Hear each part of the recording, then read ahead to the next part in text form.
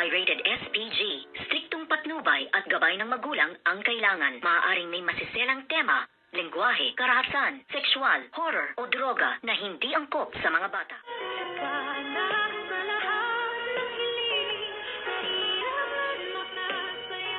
Good morning and welcome sa aking munting channel. At dito nga ay labis na naghihinagpis ang mga kaibigan nga Dr. Yula dahil nga nang sabihin ni Nurse Karen ang nangyari nga dito kay Doc Yula na ito nga ay sumakabilang buhay na dahil nga sa virus na tumama sa kanya. At dito ay talagang nakikipagsimpatya sila sa nangyari kay Doc Yula, kaya labis ngang nasaktan at umiyak ang mga kaibigan nitong si Dr. Yula sa Apex Medical Hospital. Kaya nga sabi ni Nurse Ivan, Maring Karen, lumaban ka at marami pa tayong pagchichismisan at hanap pa tayo ng maraming jowa kung kaya't uuwi ka ng buhay. At dito naman ay pinapalakas nga nila ang loob nga ni Nurse Karen dahil nga ito ay labis ding nasaktan sa biglaang pagpanaw nga nitong si Dr.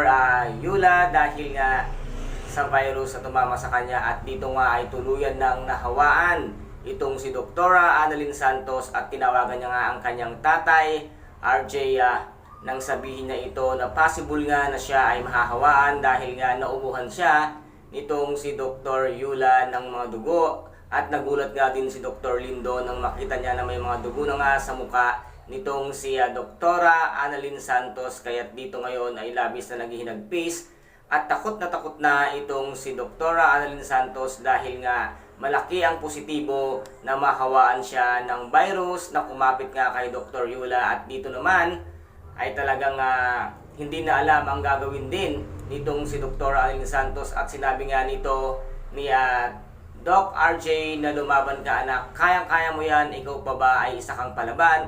At dito naman ay talagang nagdasal na itong si Doc RJ para nga sa kaligtasan ng kanyang anak na si Dr. Annalyn Santos na huwag daw itong mapabayaan at napakabata pa nito para mawala sa kanila. At dito naman ay nalaman na nga itong si Miss Lynette Santos ang nangyari dito nga kay Michael na sumakabilang buhay na rito dahil nga sa virus at ang biglaan nilang mga pagpanaw ng mahal sa buhay ni Dr. Annalyn Santos. At ano kaya ang tuluyang mangyayari kay Dr. Annalyn Santos? Dumating na kaya ang gamot para maisalba ang buhay nga ni Dr. Annalyn Santos na kung sakasakaling nga tamaan or nahawaan siya ng virus na nagmula nga kay Dr. Yula. And guys, ito po ang ating pakaabangan dito nga sa Abot Kamay na Pangarap na kung saan ay napaka-intense at kapanapanabik ang bawat eksena. At kung nagustuhan po ninyo ang aking videos for today, paki-subscribe na lamang po ng aking channel, paki-like and share para maging update kayo sa lahat ng gagawin kong videos. Maraming salamat po.